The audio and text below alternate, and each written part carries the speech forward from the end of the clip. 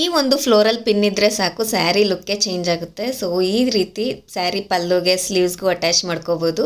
ಹಿಂದೆ pin attach ಮಾಡಿರೋದ್ರಿಂದ ಡಿಫ್ರೆಂಟಾಗಿ ಬೇರೆ ಬೇರೆ ಸ್ಯಾರೀಸ್ಗೂ ಔಟ್ಫಿಟ್ಸ್ಗೆಲ್ಲ ವೇರ್ ಮಾಡ್ಬೋದು.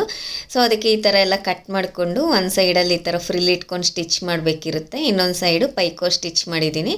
ನೆಟ್ಟೆಡ್ ಕ್ಲಾತ್ ಆದರೆ ಪೈಕೋ ಸ್ಟಿಚ್ ಏನೂ ನೆಸೆಸಿಟಿ ಇರಲ್ಲ, ಅದು ಥ್ರೆಡ್ಸ್ ಏನು ಎದ್ದು ಬರಲ್ಲ. ಸೊ ಫ್ರಿಲ್ಸ್ ಒಂದು ಇಟ್ಕೊಂಡ್ರೆ ಸಾಕು, ಹ್ಯಾಂಡ್ ಸ್ಟಿಚ್ಚು ಮಾಡ್ಕೋಬೋದು. ಸೊ ಈ ಥರ ಬೇಸ್ಗೆ ಕ್ಯಾನ್ವಾಸ್ ಶೀಟ್ಗೆ ಇದೇ ಫ್ಯಾಬ್ರಿಕ್ನ ಅಟ್ಯಾಚ್ ಮಾಡಿದ್ದೀನಿ ಗ್ಲೂ ಅಲ್ಲಿ. ಸೊ ವೈಟ್ ಕಲರ್ನ ಹೈಡ್ ಮಾಡೋಕ್ಕೆ ಅಂತ. ಸೊ ಎಲ್ಲ ಈಗ ರೌಂಡಾಗೆ ಅಟ್ಯಾಚ್ ಮಾಡ್ತಾ ಹೋಗಬೇಕಿರುತ್ತೆ ಅಷ್ಟೇ.